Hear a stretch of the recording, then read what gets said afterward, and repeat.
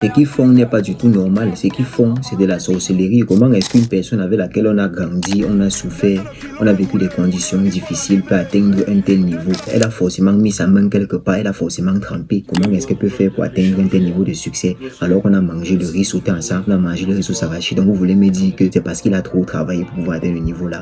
Il a forcément mis sa main quelque part. Je donne ma vie et il a mis sa main quelque part. Oui, ce sont des personnes qui sont des sorciers, ce sont des personnes qui sont coupables, ce sont des personnes coupables d'avoir trop travaillé. Ce sont des personnes coupables d'avoir donné le meilleur d'eux-mêmes, même quand ils étaient fatigués. Ce sont des personnes coupables d'avoir réveillé le soleil toujours très tôt, de s'être entraîné plus dur, d'avoir toujours bossé 2 fois plus que les autres. Et surtout, ce sont des personnes coupables d'avoir pris la décision de changer leur vie.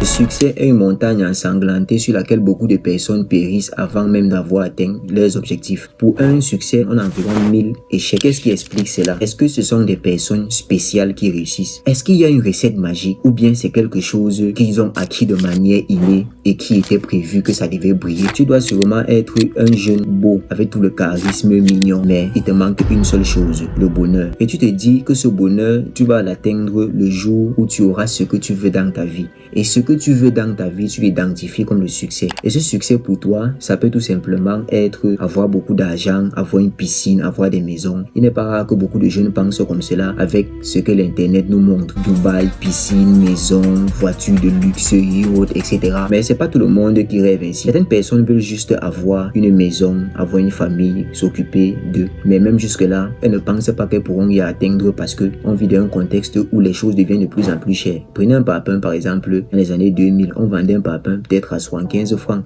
Actuellement, le même parpaing coûte 250 francs. Le prix a plus que triplé. Les salaires n'ont pas aussi augmenté. Le travail aussi n'a pas augmenté. Pour trouver le travail, ça devient un peu plus difficile. Et pas de soutien, pas de richesse, pas de maison, parfois pas de famille. On n'a rien, on est tout seul. Et puis, parfois, on prend notre téléphone pour swiper sur Facebook, sur WhatsApp, on tombe sur des stars qui nous racontent comment est-ce qu'elles ont souffert dans leur vie pour pouvoir atteindre leurs objectifs. Ce qu'il faut comprendre, c'est que pour atteindre un certain niveau de succès, il faut que tu atteignes un niveau de douleur. Lorsque tu n'as pas souffert à un certain niveau, tu ne peux pas atteindre aussi un certain niveau de succès selon ce que tu as défini pour toi. Parce que le succès varie d'une personne à une autre. Il est tout simplement subjectif. Quand vous prenez quelqu'un comme Francis Ngannou qui était au Cameroun, qui chargeait le sable dans les camions et qui à un moment donné à 26 ans a décidé qu'il va changer sa vie. Il en avait marre de cette souffrance. Il a donc décidé de partir en Europe à pied. Et nous tous on sait ce que ça fait quand on part en Europe à pied. Beaucoup de personnes perdent leur vie quotidienne. Même au moment où je fais cette vidéo, il y a sûrement une personne qui doit avoir perdu sa vie dans le désert. Après avoir réussi à traverser le désert, il a passé des mois dans la forêt au Maroc avant de pouvoir traverser le mur. Sans compter qu'elle a traversé le mur, il a fallu qu'il s'adapte encore au milieu où il est, qu'il se donne à fond. Parce qu'il faut bien le dire, c'est pas tout le monde qui arrive là-bas qui réussit. Beaucoup ont échoué. Pourquoi est-ce qu'il a décidé de partir et de tabasser les gens comme il le fait aujourd'hui, d'être meilleur dans la tabasserie? C'est tout simplement parce qu'il en avait marre de ses conditions de vie. C'est la même chose dans ta vie. Tu vas remarquer que tu es souvent un peu laxiste dans tes décisions quand tu les prends parce que peut-être ça ne te concerne pas directement. Mais si une personne, par exemple, tape ta maman correctement et que tu décides de bagarrer avec cette personne et que la personne te tape aussi devant ta mère, un moment, tu vas bien te dire qu'il faut bien que tu te venges. Et pour te venger, qu'est-ce que tu vas faire? Tu vas devoir apprendre les arts martiaux. Et est-ce que tu vas apprendre les arts martiaux comme si c'était ta tante qui t'avait envoyé apprendre les arts martiaux et qui avait payé de son argent? Je ne pense pas. Tu vas apprendre ces arts martiaux avec une rage pas possible. Tu seras assidu, tu vas t'entraîner, tu vas rester à la salle de sport jusqu'à 20h. Même quand tu seras fort, tu vas toujours continuer à t'entraîner jusqu'à atteindre un niveau que tu ne pensais pas que tu pouvais atteindre. Et un jour, tu vas aller retrouver celui qui a tabassé ta maman et t'avait tabassé toi aussi et tu lui feras sa fête. Il n'est pas ici question de promouvoir la vengeance ou de promouvoir la violence, mais c'est juste un exemple que j'ai pris pour te faire comprendre à quel point la douleur est un moteur puissant d'accomplissement lorsqu'elle est bien canalisée. Parce que prenez la plupart des gangsters là, vous allez vous rendre compte que ce sont des personnes qui ont subi quelque chose dans leur vie de très violent. Mike Tyson, sa mère était jour absente et elle était alcoolique. Francis Ngannou, il a conduit à des conditions extrêmement difficiles, n'arrivait même pas à manger. Ce sont ces conditions-là qui les ont forgés et puis à un moment donné, ils ont eu des déclics, ils ont dit mais tiens, j'en ai marre de vivre cette vie, il faut que ça change. Au-delà de la douleur, c'est incorporé dedans, ce sont des personnes qui au courant de leur accomplissement avaient la rage et la détermination. Parce que cette douleur va naître la rage et la détermination. Tu n'as pas besoin d'être compétent au début de ce que tu commences. Quand tu es un enfant et que tu apprends à marcher, tu tombes peut-être plus de 1000 fois, mais tu te relèves toujours chaque fois et tu continues à marcher. Mais est-ce qu'aujourd'hui tu te plains que tu t'es tombé plus de 2000 fois lorsque tu apprenais à marcher? Tu ne te rappelles même plus, ce n'est même pas un souci. Je me souviens quand j'ai commencé à écouter les musiques de Malok, c'était il y a très longtemps, mais actuellement il est énormément connu. Alors que M. Zach Mwekassa a commencé à faire ses vidéos, il n'était pas très connu, bien Philippe Simoset, il n'était pas connu. Ils ont continué à s'accomplir au fur et à mesure. Mohamed Ali a commencé à faire la boxe étant tout petit, il est même allé aux Jeux Olympiques, mais il était toujours très jeune. Il a commencé à boxer il y a très longtemps, avant qu'au fur et à mesure il a peaufiné ses talents. En fait, cette rage et cette détermination va te permettre en fait de polir, de lisser en fait le talent que tu as. Donc si tu n'as pas vraiment eu mal dans ta vie, ne sois pas surpris que tu fais toujours les choses avec un peu de laxisme et que tu n'es pas très engagé dans ce que tu fais. La manière dont on vit en Occident ou bien on vit en Amérique, c'est pas la même manière dont on vit en Afrique. En Occident, les personnes sont polies, les personnes sont ponctuelles, les personnes accomplissent leur travail, même si c'est pas avec dévotion, elles font quand même le minimum. Or, chez nous, c'est pas la même chose. Chez nous, on est les adeptes des scoops, on est les adeptes du pari foot, on est les adeptes des commentaires à longueur de journée, on raconte des bêtises et des choses qui n'ont aucun sens. Et puis, on aime aussi beaucoup consommer l'alcool et les femmes. Ça veut donc dire que si tu es une personne et que tu as pu observer longuement le fonctionnement de ta société, tu vas facilement comprendre ce que tu peux faire pour pouvoir t'en sortir. L'un des trucs qui m'étonne souvent, c'est le fait qu'aujourd'hui, on est entièrement dans la promotion de l'entrepreneuriat. Comme si l'entrepreneuriat est le saint graal.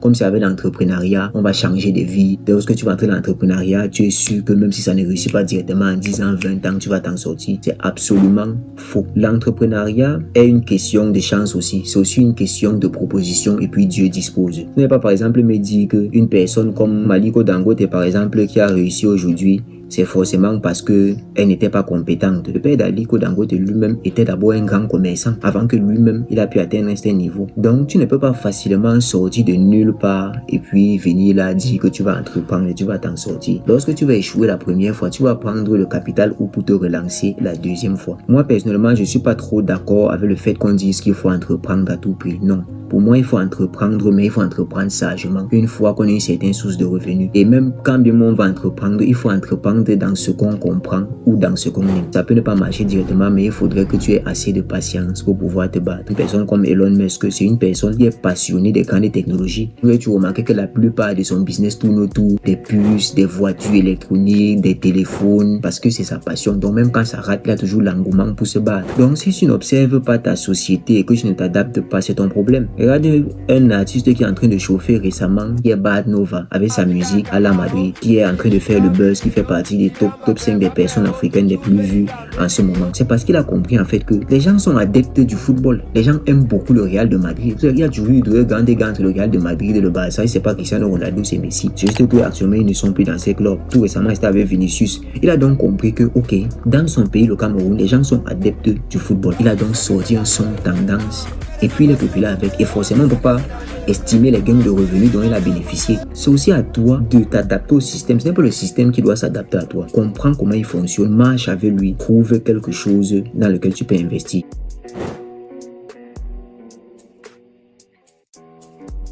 Et ce sont également des personnes qui sont coupables d'avoir été constants dans l'accomplissement de leurs objectifs. Je ne connais pas son nom, mais la femme qui a vendu le livre d'Harry Potter, c'est une femme qui avait écrit ce livre plus de 20 ans auparavant et ça n'avait pas marché dans les ventes. Mais un jour, à sa grande surprise, ça a cartonné.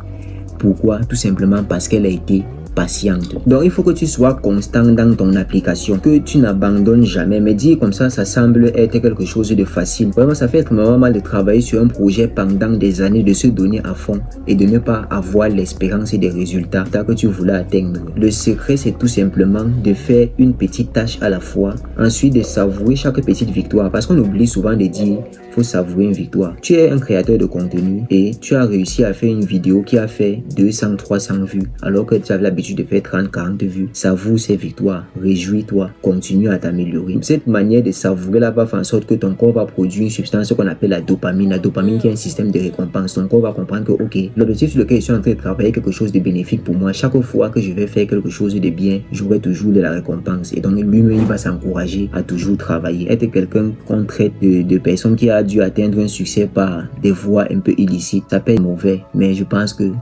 au final, seul le travail a le dernier mot. Si tu poses dur, que tu t'améliores dans ce que tu fais, que tu as acharné, à un moment donné, tu auras des résultats inespérés. La constance est ce qui transforme la moyenne en excellence. Prenez une personne par exemple comme Balthazar, qui a réussi à éplucher 400 femmes, viande. Est-ce que vous pensez que c'est quelque chose qui s'est passé du jour au lendemain? Non, un peu plus sérieusement. Lorsque vous êtes constant, vous êtes assuré d'atteindre un certain objectif parce que vous allez vous améliorer au fur et à mesure de votre travail de manière perpétuelle. Un grand boxeur comme Mohamed Ali qui s'entraînait énormément lorsqu'il devait combattre George Foreman dans Rumble in the Jungle à Kinshasa au Congo. Il a dû s'entraîner énormément pendant des heures et prier pendant des heures afin de gagner son combat. Lui-même il dit que lorsqu'il bavardait beaucoup et lorsqu'il avait toujours sa grande bouche, c'était simplement pour pouvoir dominer sa peur. Et toi, qu'est-ce que tu fais au quotidien pour pouvoir atteindre tes objectifs? Est-ce que tu bosses dur ou bien est-ce que tu regardes le derrière des filles qui passent ou bien est-ce que tu parles à longueur de journée du dernier match? Faites les bons choix tant que vous êtes encore jeune. Si tu as vu jusqu'ici, ça prouve que mon contenu t'est intéressé. N'oublie pas de t'abonner et de mettre un like et surtout d'activer la cloche de notification pour recevoir mes prochaines vidéos.